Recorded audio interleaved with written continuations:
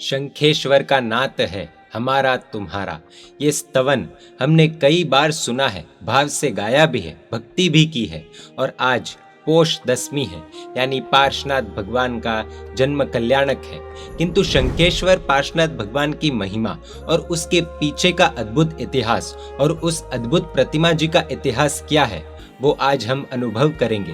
बने रहिए इस वीडियो के अंत तक। ये प्रस्तुति शेयर करना ना भूलें और भविष्य के अपडेट्स के लिए चैनल सब्सक्राइब कर दीजिए। आज से लगभग 84,000 वर्ष पूर्व की ये घटना है। राजगृही नगरी के राजा प्रतिवासुदेव जरासंध ने सैन्य सहित 90 वासुदेव श्री कृष्ण के ऊपर युद्ध घोषित किया। राजगृही से चलकर पश्चिम दिशा की ओर वे आगे बढ़ने लगे। श्री कृष्ण भी द्वारिका नगरी से सैन्य के साथ निकलकर खुद के देश की सीमा तक आए। सरस्वती नदी के नजदीक सेनपल्ली नामक गांव के पास उन्होंने पड़ाव डाला, छावनी डाली। वहां भगवान अरिष्ट नेमि कुमार यानी नेमिनाथ भगवान ने पंचजन्य शंखनाद किया। उस स्थान पर शंखपुर नगर की स्थापना हुई। ये वही धरती है जिसे आज हम शंखेश्वर के नाम से जानते हैं। नेमिनाथ भगवान तब गृहस्थ अवस्था में थे। अरिष्ट नेमि कुमार के शंखनाद से, नेमिनाथ दादा के शंखनाद से जरासंध का सैन्य कांप उठा। उसी समय जरासंध ने जरा नाम की खुद की कुल देवी की आराधना करके श्री कृष्ण के सैन्य में जरा विद्या फेंकी, जिससे श्री कृष्ण का सैन्य खांसी और श्वास के रोग से पीड़ित हो गया। सैन्य की यह दशा देखकर श्री कृष्ण आकुल व्याकुल हो गए, चिंतित हुए और उन्होंने भगवान श्री नेमिनाथ को, जो जब राज्यावस्था में थे, गृहस्थ अवस्था में थे, उनको पूछा कि भगवान, ये मेरा सैन्य किस तरह से निरोगी होगा और मैं किस तरह से इस युद्ध में विजय प्राप्त कर पाऊंगा। तब भगवान श्री अरिष्ट नेमि ने यानी नेमिनाथ दादा ने अवधि ज्ञान से देखकर कहा कि पाताल लोक में नागदेव से पूजित भावी तीर्थंकर श्री पार्श्वनाथ भगवान की प्रतिमा है। वह प्रतिमा को आप खुद के पूजा स्थान पर रखकर यदि उसकी पूजा करेंगे तो आपका सैन्य निरोगी हो जाएगा और विजय प्राप्त होगी। यह सुनकर श्री कृष्ण ने एक मत के अनुसार 7 महीने और 3 दिन, अन्य मत के अनुसार एक अट्ठम यानी सिर्फ 3 दिन तक आहार रहित रहकर यानी बिना आहार के रहकर नाग देवता की आराधना की। नागराज प्रत्यक्ष हुए। कृष्ण जी ने भक्ति और बहुमान से श्री पार्श्वनाथ भगवान की प्रतिमा मांगी। नागराज ने प्रतिमा जी दी। कृष्ण ने महोत्सव पूर्वक इस प्रतिमा जी को खुद के देव मंदिर में स्थापित की। विधि पूर्वक त्रिकाल पूजा शुरू की। प्रतिमा जी का नवन जल लेकर यानी पक्षाल किया हुआ जल लेकर अर्थात परमात्मा को स्पर्श किया हुआ जल लेकर समस्त सैन्य पर छांटा, जिससे सेना रोग रहित हो गई। समस्त जरा रोग शोक सभी चीजें दूर हो गई। और हमें पता ही है आगे क्या हुआ। जरासंध का पराजय हुआ। उसके साथ रहे हुए लोहासुर, गयसुर और बानासुर आदि सब हार गए।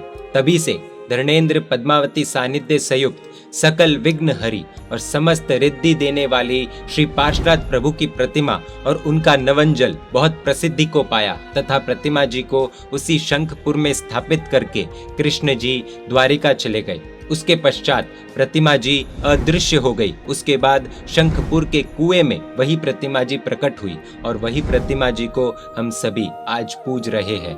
यह प्रतिमा जी बहुत चमत्कारी मानी जाती है और मुसलमान बादशाह भी कि जो उस समय उधर आते थे, इनकी महिमा, इनकी पूजा करते थे। ये घटना हमने विविध तीर्थकल्प, जिसकी रचना आज से 500 से 600 वर्ष पहले जिन प्रभासूरी जी महाराज साहिब ने की थी, उसमें से ली है। अब प्रश्न ये आता है कि प्रतिमा प्रकट हुई, किंतु ये प्रतिमा को बनाने वाला कौन था? आइए उसका रोमांचक प्रसंग हम आज सुनते हैं। पिछली 24वीं में 9वें तीर्थंकर दामोदर नाम के जिनेश्वर हुए। उनके समय में आषाढ़ी नाम का श्रावक था। आषाढ़ी श्रावक ने प्रभु को पूछा कि मेरा कल्याण किस तरह से होगा। तब प्रभु ने कहा कि आने वाली 24वीं में 23वें तीर्थंकर श्री पार्श्वनाथ भगवान के शासन में तू गणधर बनेगा। आषाढ़ी श्रावक ने प्रभु मुख से श्री पार्श्वनाथ भगवान का वर्ण कैसा, शरीर कैसा, काया कैसी आदि सब जानकारी लेकर उसी माप के अनुसार प्रतिमा जी भरवाई। खुद के गृहस्थ आश्रम में अनेक वर्षों तक पूजा करने के बाद संयम स्वीकारा और काल धर्म यानी मृत्यु के पश्चात स्वधर्म देवलोक में इंद्र हुए। अवधि ज्ञान के द्वारा खुद के परम उपकारी श्री पार्श्वनाथ भगवान की शंखेश्वर की प्रतिमा जी को देवलोक में ले गए। खुद के विमान में रखकर खुद के आयुष्य के अंत तक पूजा की। उसके बाद उस प्रतिमा जी को उन्होंने सूर्यदेव को दी। सूर्यदेव ने 54 लाख वर्ष तक उस प्रतिमा जी की पूजा की। बाद में यह चमत्कारिक प्रतिमा जी, यह अद्भुत भगवान पहले, दूसरे, 10वें, 12वें देवलोक में, लवण समुद्र में, भवनपतियों के आवास में, व्यंतरों के नगरों में, गंगा तथा यमुना नदी में अनेक स्थलों पर पूजे गए। काल क्रम से नागराज धर्णेंद्र ने यह प्रतिमा जी श्री ऋषभदेव भगवान के पाले हुए पुत्र नमी और विनमी को दी। उन्होंने वैताड्य पर्वत पर उसकी भव के अंत तक पूजा की। उसके बाद चंद्रप्रभ स्वामी के समय में स्वधर्म इंद्र ने वह प्रतिमा जी को पूजकर गिरनार पर्वत की 7वीं टूक पर स्थापित की।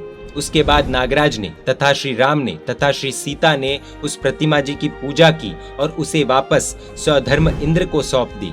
उसके बाद स्वधर्म इंद्र ने पूजा करके गिरनार की 7वीं टूक पर पुनः स्थापित की। उसके पश्चात धर्णेंद्र जी उस प्रतिमा जी को खुद के आवास में ले गए और खुद पद्मावती देवी के साथ हर रोज पूजन करने जाते। और फिर आगे की घटना तो हम जानते ही है। श्री कृष्ण ने आराधना की और प्रतिमा जी आज हम तक पहुंची।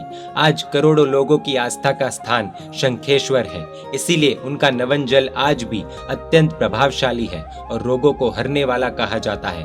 तो ये थी शंखेश्वर पार्श्वनाथ भगवान की अद्भुत कथा। पार्श्वनाथ भगवान का आशीर्वाद हम सब पर हमेशा बना रहे, यही प्रभु से प्रार्थना। जैन मीडिया पर ऐसे वीडियोस आते रहेंगे। देखने के लिए आपको Jain media YouTube channel subscribe कर नोटिफिकेशंस के लिए बेल आइकन प्रेस करना होगा।